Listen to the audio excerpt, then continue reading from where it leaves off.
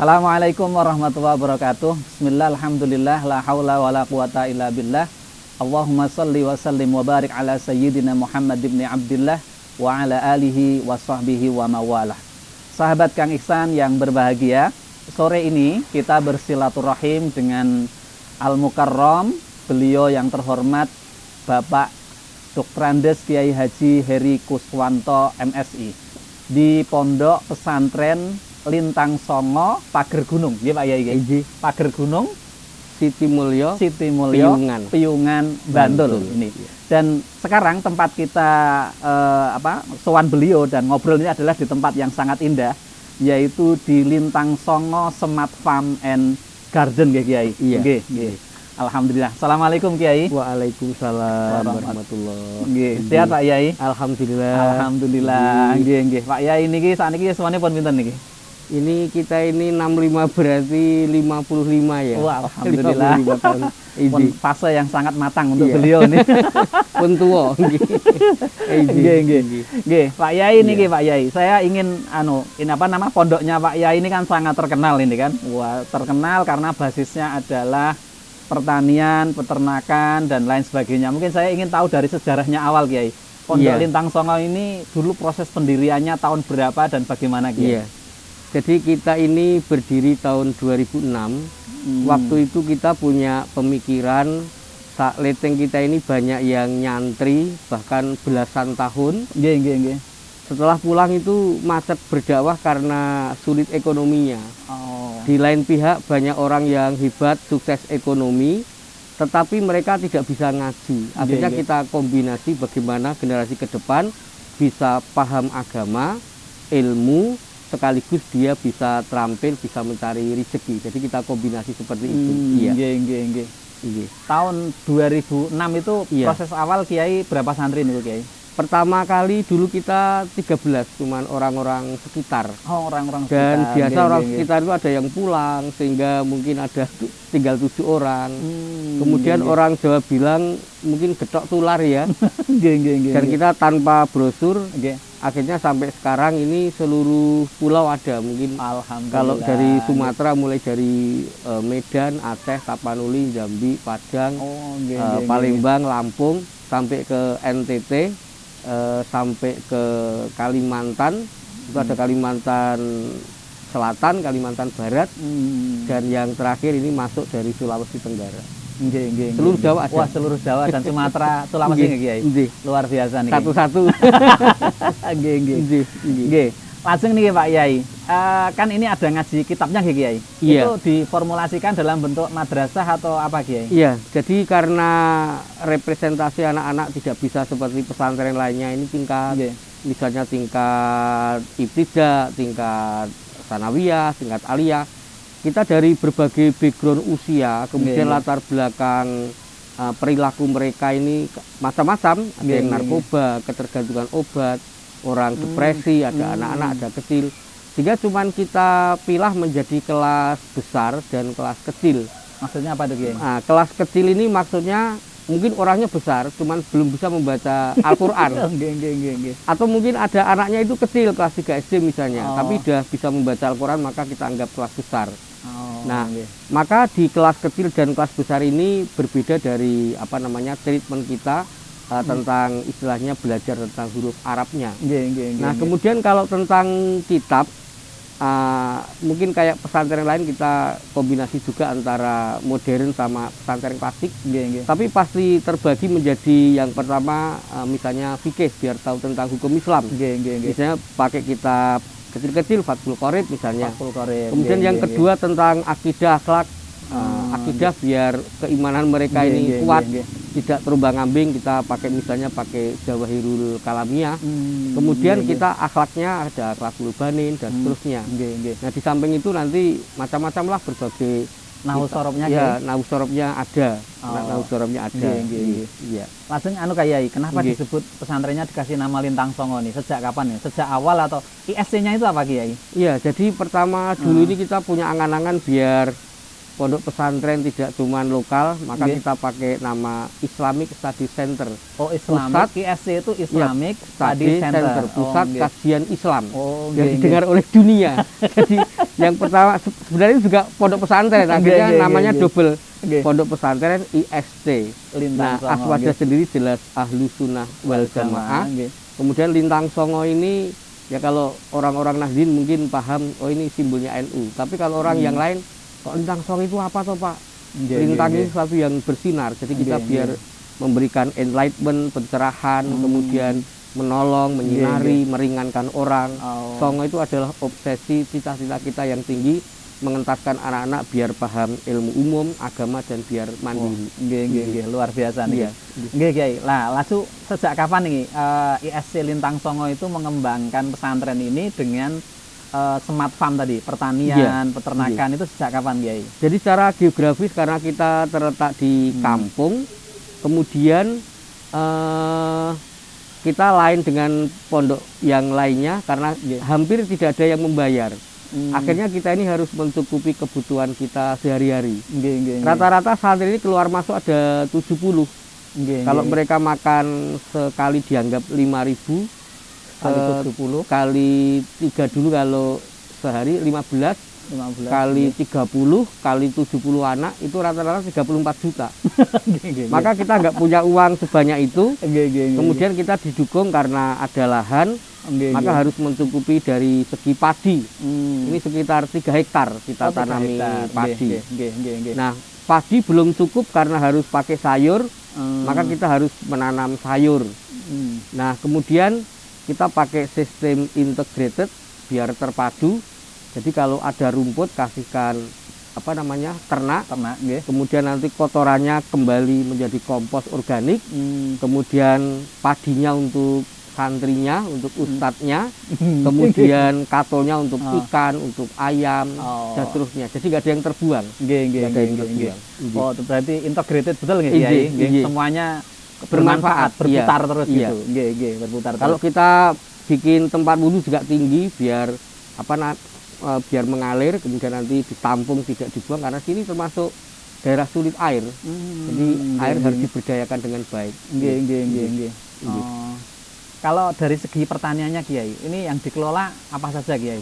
Ya, jadi pertanian ini sepanjang tahun meskipun ini daerah sulit, kita bekerjasama dengan Kementerian Agama akhirnya bisa menaikkan sungai sejauh 600 meter. Mulai dari Sungai Upak, kemudian kita angkat dekat gunung, nanti turun ke padi ke sayur ke kolam, itu pakai genset. Jadi pertanian yang pertama tentang kebutuhan pangan dulu tentang padi itu. Oh, padi. Kalau sayurannya Kiai? Sayurannya itu beraneka mulai dari cabai, kemudian dari terong, kemudian kangkung yang tiap hari bisa dimasak. Oh, Boten, kalau tinggali di kebun-kebun ini Kiai, tadi saya keliling sebentar itu kan banyak bunga juga Kiai. Iya. Itu bunga-bunga apa aja Kiai? Jadi bunga itu yang pertama mungkin untuk keindahan. Yang kedua ternyata ini bisa ibaratnya ini secara alami, bisa hama-hama kayak wereng itu bisa menjauh. Oh, jadi tidak harus pakai insektisida yang mahal, kemudian merugikan kesehatan, ramah lingkungan, pertaniannya ramah lingkungan. Iya, Kalau peternakannya Kiai, yang tadi disirkulasi tadi? Jadi peternakan kita ini pernah punya sapi itu 25. Cuman ada beberapa wali yang istilahnya itu minta pekerjaan, maka ini kita kirim ke daerah klien. Orang sudah bilang gaduh. Oh, gaduh. Istilahnya paruan. Iya, monggo lah untuk pekerjaan. Yang kedua kambing ini terjual habis. Ini setelah Lebaran Idul Fitri kemarin ini mungkin untuk persiapan Idul Adha ini. Nah, sekarang maka tinggal aneka ayam. Jadi ayam itu ada mulai ayam potong kerjasama dengan pabrik. Kemudian yang kedua ayam Jawa. Ini ada macam-macam ya, ada kalkun, kemudian ada ayam hias, ada ayam Kanada, ayam kapas. Ada ayam mutiara, nanti bisa tengok di sana. Ada banyak, ada macam-macam. Saya malah nggak tahu Kiai, ayam kapas, ayam Kanada itu bedanya apa itu? Nggih, Dan aneka burung tadi aneh. di komplek Pondok Putra yang atas musola tadi. Oh. Kalau pagi itu berkicau semuanya. Nggih. Memang diternakkan burungnya nggih. Iya. Oh. Nggih. Apa nih, lovebird atau? Iya, ada lovebird, ada kemudian parkit, kemudian ada burung kicau, aneka burung macam-macam. Nggih. Terus kalau relasinya dengan ikan apa Kiai dalam proses pertanian itu? Jadi begini, kan ikan ini ada yang sukanya itu rumput atau hijau-hijauan. Jadi itu nila. Oh, nila. Yang pertama keuntungan nila, ini benihnya tidak beli, kan bisa beranak banyak. Nggih. Kemudian kalau sayur yang tidak layak dimakan, kita potong-potong nanti dilempar di kolam, menjadi makanan. Jadi kalau kolam ini jenuh, orang sudah bilang budek, itu airnya kita buka nanti untuk ngairi di bawahnya menjadi pupuk. Iya, jadi nggak ada yang hilang seperti tadi. Nggih. Iya. Luar biasa nggih Kiai. Berarti integrasinya itu dari sawah, Ya, ada rumput, ke dia ke peternakan, ternak ada kembali ke kompos, kompos, ke ya, sawah lagi. ke ikan, ya. Oh, ke ikan juga nggih? Ke ikan juga, iya. Nggih. Dan ini yang tren baru mungkin 4 bulan yang lalu dan sudah panen. Ini kita pakai mesin pengendali iklim. Oh, mesin pengendali Iya, iklim. jadi namanya itu teknologi industri atau 4.0. Nggih. Jadi nanti bisa dilihat ada kolam kita sempit, tapi itu 25 kalinya kolam itu. Jadi nanti ini udah banyak dicontoh oleh komunitas kita. Maksudnya pripun nih Kiai? Kolamnya sempit. Jadi cuma sempit, nggih. tapi sempit kolam itu ibaratnya 25 kalinya kolam ini kalau kolam biasa. Oh. Soalnya airnya itu diolah. Jadi masuk ke kotak dulu, nanti ada penyetabil pH-nya, kemudian suhunya baru masuk. Kemudian nanti ada stok oksigen dari enceng gondok. Kemudian kita kasih mesin, jadi kayak sungai, airnya kayak mengalir, padahal tidak mengalir sebenarnya. Iya. Seperti aliran air, nggih. Jadi cuma ukuran mungkin 1 meter kali lebih 20 kali 6 meter, tingginya 1/4, itu bisa panen 4 kental. Banyak banget ya, itu. Kemarin udah diambil 2 kental, ini masih di sana bisa Kenapa kita nih lihat. Kiai? Lele Nila, atau? nila. Oh, nila. Wah, ini uji coba, besok bisa ke udang, ke kerapu, yang istilahnya nilai jualnya betul-betul modern niku Kiai. Iya. Dengan lahan yang sempit tapi hasilnya sampai 4 kintal niku. Yang kedua jamur. Oh, jamur. Jamur merang. Kalau jamur tiram gampang. Jadi jamur juga kita pakai mesin kendali. Nggih. Kalau mestinya kan jamur hanya di tempat yang lembab, kemudian agak banyak asap. Tapi ini di musim panas pun bisa menanam karena ada mesinnya. Iya. Ini sudah mana Kiai yang jamur itu? Ya, di bawahnya ikan nanti. Oh, di bawahnya kita ikan. lihat. Oh, nggih. Langsung ini Kiai. Kan kemudian di sekitar sini sekarang di konsep juga ada sejenis restoran kebun gitu. Nggih. Tan desa nggih Kiai. Niki konsepnya pripun Kiai niki? Tan desa. Selain banyak masukan, kan semua santri di sini di sela-sela mereka sekolah, kuliah itu bekerja menurut kemampuan, kesempatan, dan tingkatnya masing-masing. Ada yang sarjana atau mungkin semester berapa bisa ngajar PAUD, privat, ngajar tahfidz SMP, SMA di sekitar. Kemudian yang mungkin di sini kan ada SMK Buga. Mereka bisa praktek di resto kita ya. Ada bakmi, aneka minuman dan seterusnya. Jadi selain untuk praktek mereka juga menghasilkan dan akhirnya perputaran uang bisa menggelinding untuk menghidupi diri mereka sendiri. Karena tadi banyak santri mandiri Kiai. Iya. Jadi santri yang mandiri itu memang sambil bekerja itu Kiai? Iya, bekerja, latihan kalau yang belum dapat kesempatan. Semuanya kerja di Pondok Lintang Songo Kiai atau? Enggak, jadi kita kan punya jamaah, kemudian sering ada yang nawari, sehingga ada yang di tukang las. Sekarang sudah jadi pemborongnya. Bisa tentang baja ringan itu, membuat tenda-tenda. Kemudian ada di warung pertanian kita di Imogiri, itu jual obat. Itu sulit tapi mereka malah bisa. Kemudian di rumah makan, di tempat-tempat rumah makan itu, kemudian di PS, macam-macam. Jadi santri yang sudah lulus SMK itu bekerja. Tadi kan Kiai ngendiko ada integrasi ilmu, Islam, ilmu dan keterampilan gitu. Niki apakah kemudian memang orientasi dari Kiai ini, output dari Lintang Songo itu keluar bisa mandiri atau gimana Kiai? Iya, jadi santri di sini tidak ada kurikulum lulusnya berapa tahun. Pokoknya sampai bisa sekolah setinggi-tingginya. Yang sudah jadi dosen ada 6. Terakhir kemarin di Yayan Palangkaraya. Kemudian mandiri agama ya ngertilah dari kitab Toharoh sampai muamalah dan seterusnya. Kemudian dia bisa terampil. Dan rata-rata santri di sini bisa seluruhnya karena kita puter. Bisa masak, bisa laki-laki juga masak ya? Bisa semuanya, iya. Bagaimana menanak nasi sekali apa namanya? Orang sudah bilang adang atau menanak nasi 14 kilo seperti apa. Itu dilatih semuanya.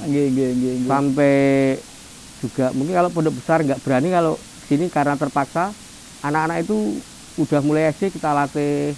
Itu ada yang kalau malam Jumat ada siapa yang MC, siapa yang baca Quran, siapa yang baca selawat, siapa mimpin tahlil, siapa kultum, dan tematik, ada tema manten, tema orang meninggal, tema kelahiran, tema misalnya hari besar Islam. Kemudian itu akhirnya santri ini kalau Jumat ini kita sebar, kan diminta untuk khutbah kemana. Padahal mereka masih SMK misalnya, tapi udah khutbah di kampung sekitar. Jadi besok ketika pulang mereka sudah bisa dituju gitu. Ya, termasuk imam sholat tidak mesti saya di depan, tapi kadang-kala kita di belakang. Ada orang meninggal juga sama, jadi kita di belakang biar kelak mereka langsung pulang itu siap pakai. Jadi di sini banyak anak kejar paket, putus sekolah, malah bisa ceramah, bisa otomatis dengan ilmu yang terbatas, tapi diharapkan terpakai di masyarakat. Luar biasa nih Kiai. Langsung Kiai ini mungkin sudah agak terakhir nih nonton ini sudah agak sore, sahabat-sahabat mungkin apa kira-kira harapan Kiai ini ke depan terhadap pertama mungkin di Lintang Songo dulu Kiai, sama kemudian yang kedua adalah santri pada umumnya. Iya, yang pertama saya pikir masing-masing pesantren ini punya kelebihan dan tidak bisa sama. Kenapa di sini bertani? Karena geografisnya ada. Yang kedua, kenapa mereka harus bekerja? Karena mereka terpaksa nggak punya ayah, nggak punya ibu, atau bapak ibunya cerai atau duafa, sehingga harus mencukupi dirinya sendiri. Maka mereka mungkin ilmunya ini agamanya nggak begitu mendalam seperti di pesantren lain, tapi semua permukaan disentuh. Maka mungkin bagi rekan-rekan generasi yang akan datang, mungkin santri juga kita harapkan. Dan ini lulus di sini sudah mendirikan di Boyolali, kemudian di Prambanan, pesantren Al-Fatah, kemudian di Gunung Kidul. Kecil rumah tapi gerakan dakwah, itu yang pertama. Kemudian untuk pada umumnya masyarakat, sangat pentinglah kalau di pesantren, betapapun anak kita ini hiruk pikuk perkembangan zaman, tapi di suasana pesantren saya pikir pasti akan berpengaruh. Maka di sini saking repotnya kita nggak ada hukuman, jadi nggak ada punishment. Cuman kita kasih tauladan, contoh bagaimana kita ngaji berjamaah, membaca Al-Quran, tidak diupiak-upiak. Terus yang kedua, cuman didoakan. Karena yang masuk sini itu udah hampir semuanya penuh, di kampungnya udah penuh dengan maki-makian. Mungkin orang tuanya aja ada yang nggak percaya, masa anak saya bisa ngaji misalnya, apalagi masyarakatnya. Tapi itulah perubahan anak-anak seperti itu. Iya. Ini luar biasa sahabat-sahabat dari Pak Yai Heri ini. Ini kalau lihat santrinya tadi kan ada sebagian, nggak semua ya, ada sebagian yang tidak mandiri, dengan di pondok menjadi mandiri nih Kiai. Wah, luar biasa ini. Kemudian kalau ada yang punya masalah, kemudian datang ke sini dengan didoakan, dikasih tauladan oleh Pak Kiai Heri, kemudian bisa berubah, bahkan bisa menjadi kiai pulangnya ini. Ini luar biasa dari transformasi pesantren itu, Kiai. Sebenarnya Kiai Heri ini banyak ini, karena beliau juga pernah jadi ketua lembaga dakwah, dan beliau dakwahnya sangat luas sekali. Ini soalnya kita bisa belajar banyak dari Kiai Heri. Mungkin closing statement Kiai, sebagai penutup kira-kira Kiai ini apa yang Kiai bisa sampaikan kepada di luar tadi Kiai, di luar yang panjenengan sampaikan hubungannya sama generasi muda Islam ke depan. Yang tadi sebenarnya sangat bagus visi dari Kiai Heri itu, pertama adalah menguasai Islam, menguasai ilmu, tetapi juga terampil gitu Kiai. Nah, apa pesan Kiai? Integrasinya seperti apa Kiai? Jadi yang pertama mungkin ada pepatah mengatakan success never comes to the indolent, bahwa keberhasilan ternyata nggak akan pernah datang kepada pemalas. Maka harus orang bersemangat, orang harus rajin. Maka Nggih. Nabi sangat mengajarkan pada kita untuk terhindar dari sifat malas itu ya, yang pertama. Kemudian yang kedua, kalau bekerja atau melakukan sesuatu mungkin kayak dalam Al-Qur'an Allah berfirman, kullu ya'mal ala syakilati. Bekerjalah, bertindaklah secara profesional. Jadi nggak tanggung-tanggung. Pokoknya badut teles itu pokoknya harus yang serius gitu lah. Mungkin ada dua ini yang kita tekankan sebagai moto hidup kita. Jadi ada dua ini sahabat-sahabat, saya ngulangi lagi. Pertama adalah kita betul-betul harus bekerja keras, tidak boleh malas ya Kiai. Nah, nggak boleh malas itu. Kemudian yang kedua yang ditekankan Kiai, apa Kiai? Wow? Ya, Profesionalisme. Kul ya'malu ala syakilati. Bahwa di samping kita bekerja keras, kerjanya itu harus dengan ilmu sehingga bisa profesional. Dan ini sudah dibuktikan oleh Pak Kiai Heri. Pesantrennya berkembang dengan luar biasa, pertanian, peternakan, juga ada perikanan yang terintegrasi dengan bagus. Dan di samping ini sebagai sebuah lahan yang sangat indah dipandang, juga sekaligus sebagai pusat pelatihan bagi santri untuk menjadi santri yang mandiri. Dan keluar dari Lintang Songo, santri-santri Lintang Songo bisa berperan dalam beraneka ragam, Insyaallah. Kiai, beraneka ragam peran ini, mulai dari kiai, kemudian bisnis, bahkan tadi ada yang mengembangkan las besi ya Kiai, ada las besi, ada pertanian dan sebagainya. Terima kasih nih Kiai atas waktunya pun mengganggu waktu Kiai, dan sukses untuk Lintang Songo yang luar biasa. Alhamdulillah ini kita disambut dengan luar biasa ya, sudah dikasih minum di sana, dikasih makan. Tadi juga saya dikasih minum jeruk kulitnya. Wah, jeruk tapi penangkal corona. Jeruk penangkal corona ini, sahabat-sahabat. Yang ada gula Jawanya gitu. Dan ini tadi katanya saya lihat di sana tadi sudah dibawain terong sama sayuran. Matur nuwun Kiai. Mau petik sendiri nanti monggo. Nggih, matur nuwun sangat. Dan sekian sahabat Kang Ihsan, nanti kita lanjutkan lagi. Kalau masalah dakwahnya Kiai Heri kita perlu waktu sendiri karena waktunya sudah sore. Kita fokus dulu membahas tentang pesantren Lintang Songo. Sampai jumpa pada kesempatan yang akan datang. Assalamualaikum warahmatullahi wabarakatuh.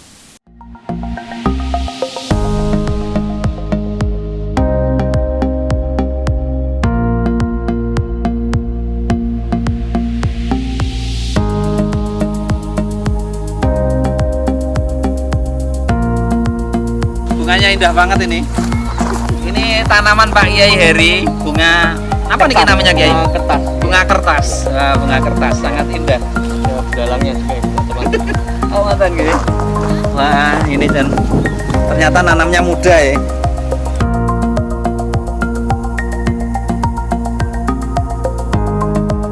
Kelor ini untuk herbal ini.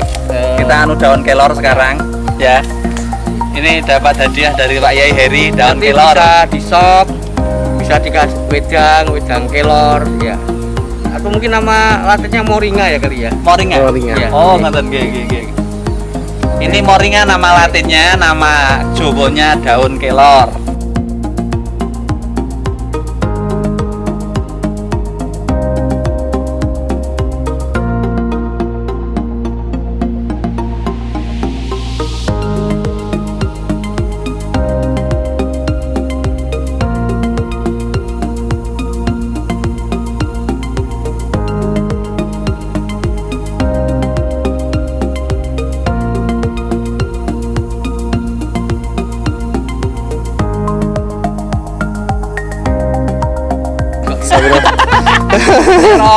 Terong.